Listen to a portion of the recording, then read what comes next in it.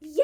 I'm super excited, you guys, because there is finally a description out for A Light in the Flame, which is the second book in Jennifer L. Armentrout's um, Flesh and Fire series. Now, if you're not familiar with that, I do have a playlist I'll link below. I'll link the Flesh and Fire playlist as well as the Jennifer L. Armentrout playlist, so you have kind of like a thing for both. But basically, Flesh and Fire is a prequel series for that also takes place in the world of Blood and Ash. It details the events that happened years ago or years before the events of Blood and Ash. So, definitely something to read before Blood and Ash. But we have the second book that's coming out on November 15th, 2022. I have already pre ordered it, and all that I've been checking for a description and waiting for one very patiently. So, we finally have one. Here we go, guys. Now, I am going to make my predictions based on what I am reading. This is from kind of having recently read it, and by recently, I mean I think I reread it in February or March. So if things are not super clear, don't worry. I don't know yet if I'm gonna make another predictions video after I basically reread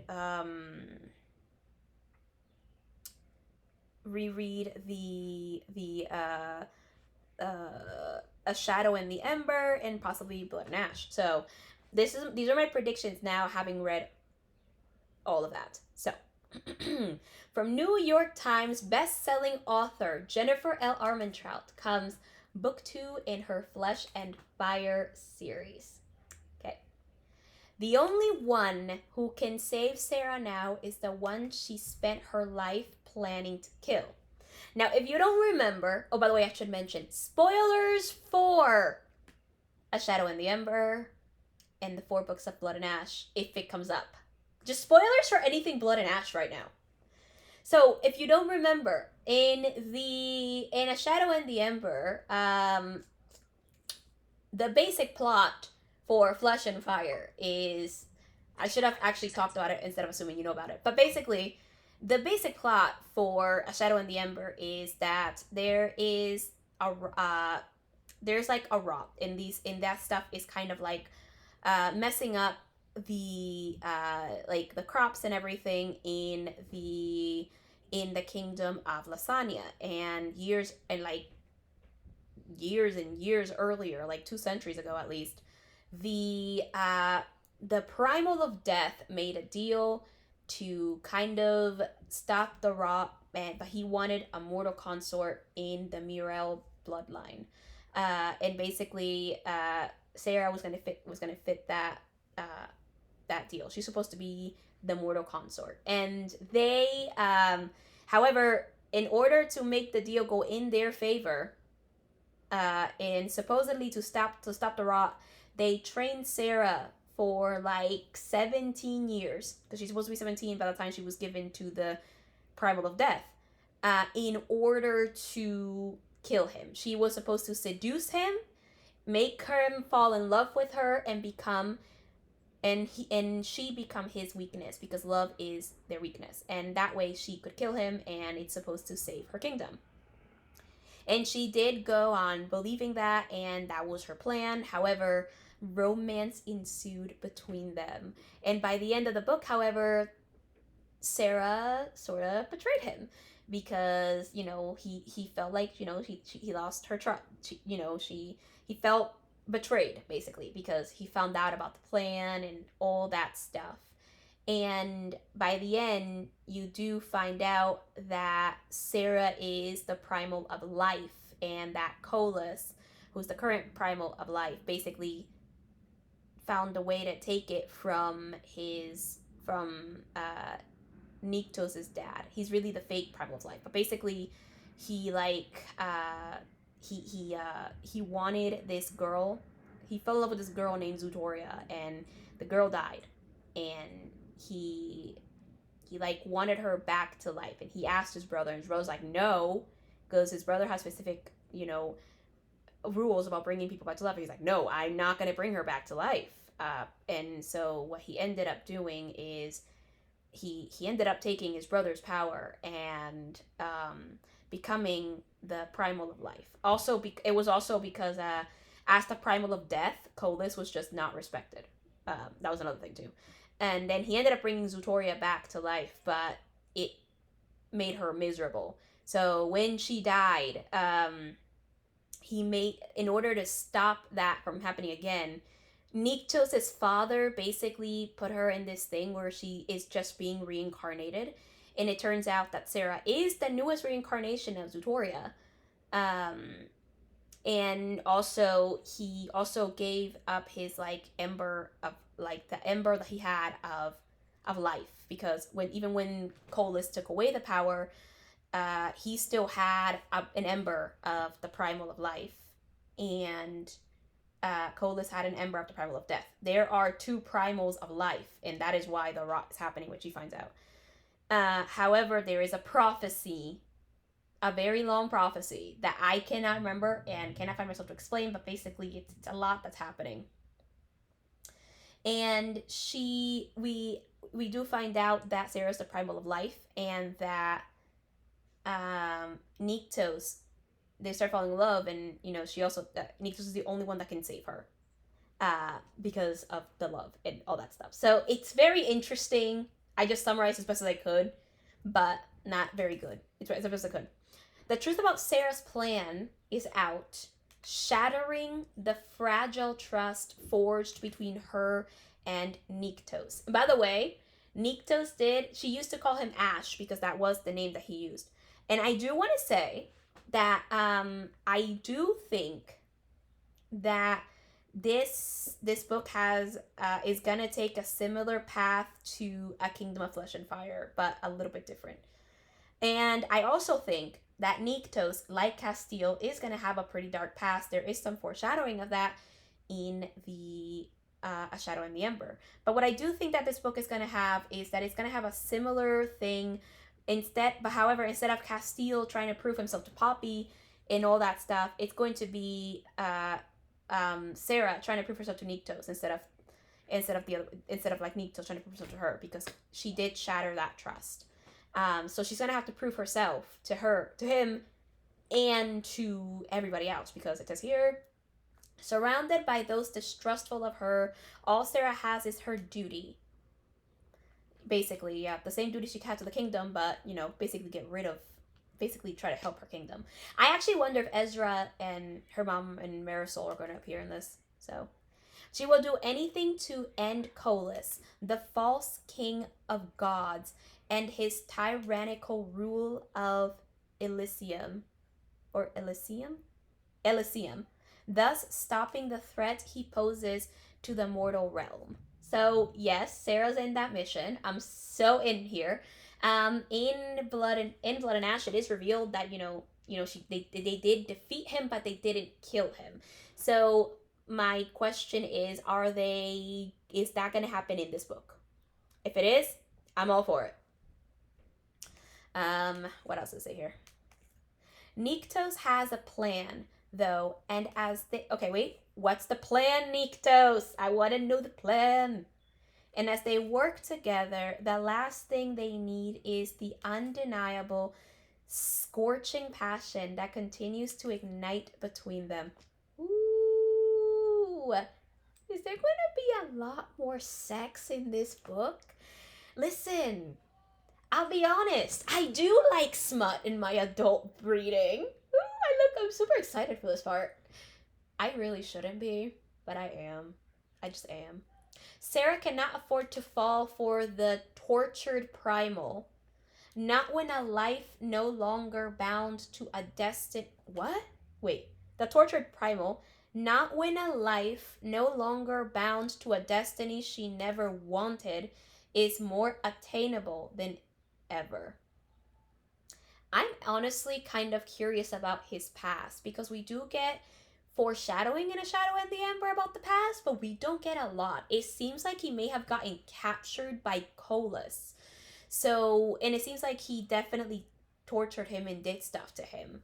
If I don't remember if that was fully like if that was confirmed in the first book, but that's definitely something that seems to be, that is definitely a thing. So I'm actually kind of curious to see how what he tells her about it. I do know that that at least, you know, that seems to be the case based on the foreshadowing. I believe that's the case, but I want to know more about that. But memories of their shared pleasure and unrivaled desire are a siren's call, impossible to resist. Okay, you know what I'm wondering? Are they gonna do what they did for with Castiel and Poppy? Is Jennifer gonna reuse a similar plot line where it's gonna be like, hey, let's play pretend, like, or whatever, and none of this is real. We're just gonna do this stuff, and they're just gonna have like a sexual relationship, but like it's not real, and then like they're just gonna admit it's real, that they don't want to pretend. Are they going to do this? I mean, I enjoyed it, but like maybe something else. And as Sarah begins to realize that she wants to be more than a consort in name only, the danger surrounding them intensifies. Ooh, intensify, danger. The attacks on the Shadowlands are increasing, and when Kolis summons them to court, a whole new risk becomes apparent.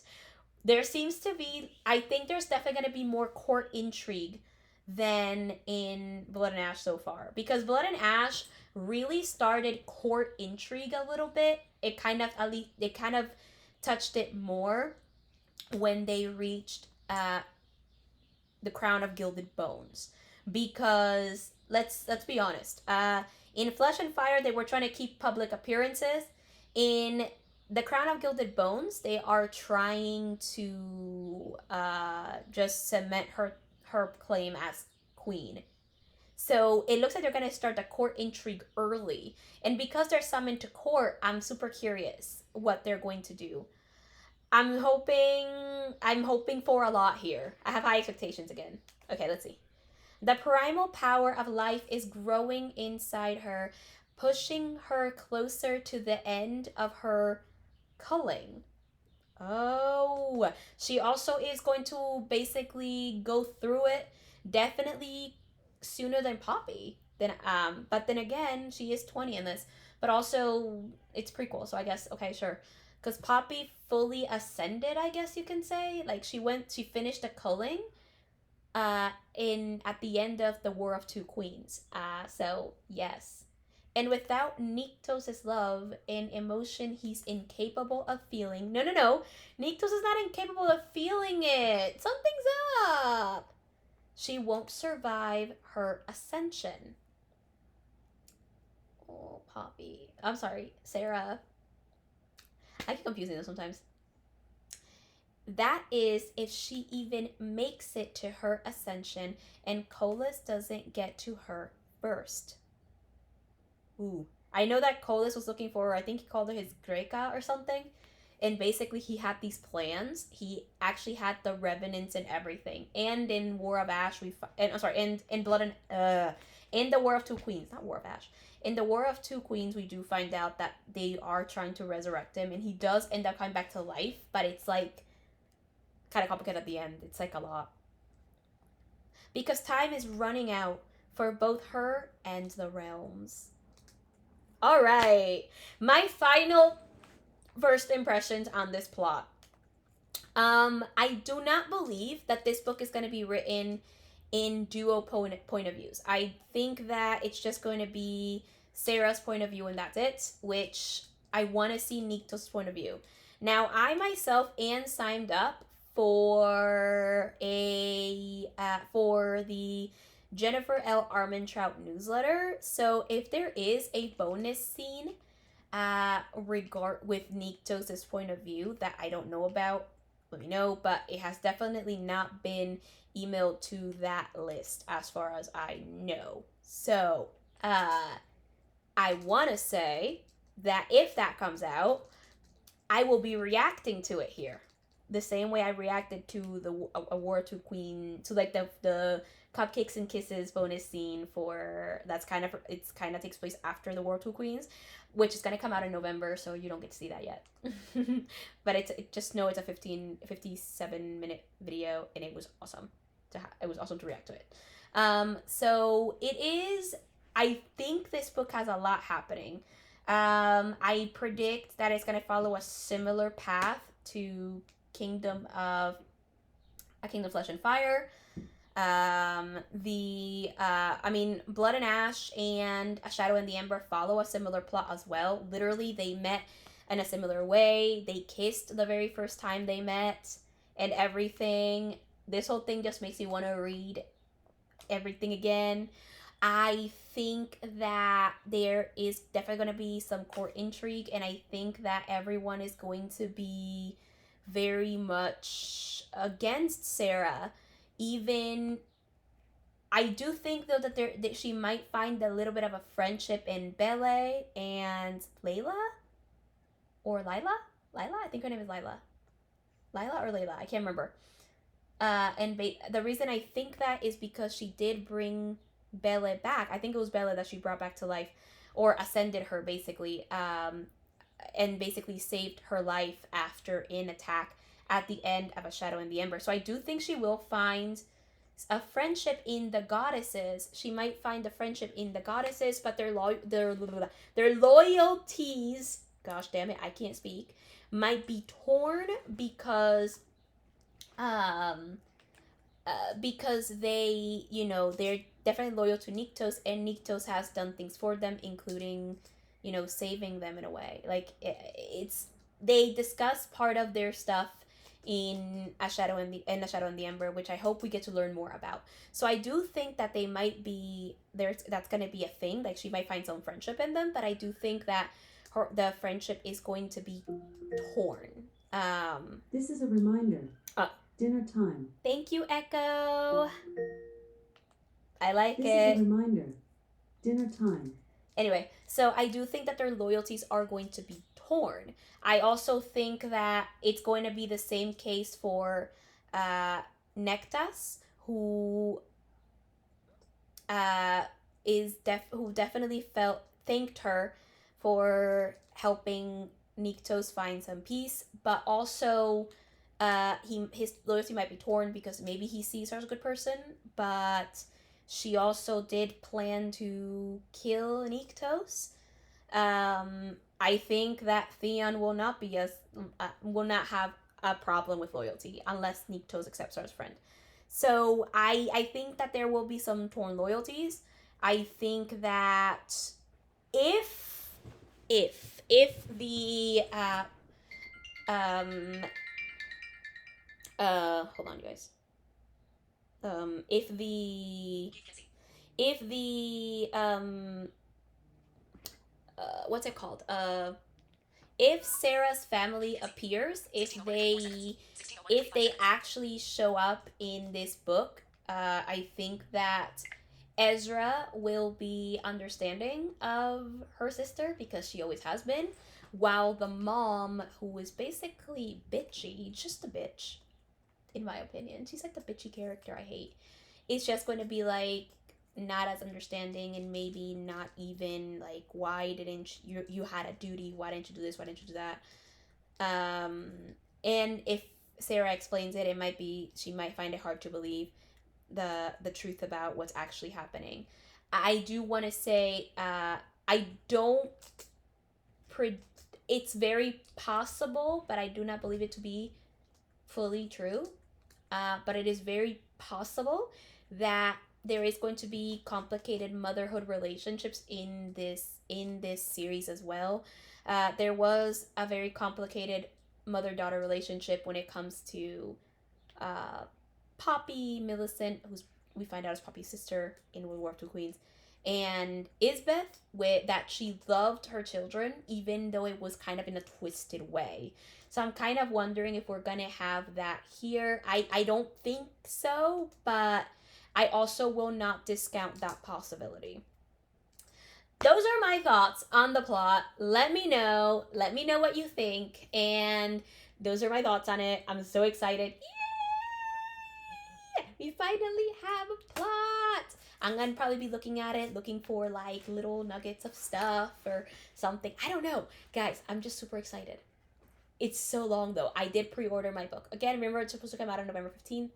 I do think that because of this, of the usual stuff, it is going to be like probably in the 600s of pages again. So, but I'm not against that. I don't care.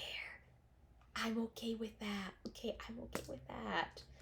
Anyway, I'll see you in my next video, which should be on Saturday. But bye, you guys. Until I see you, consume stories.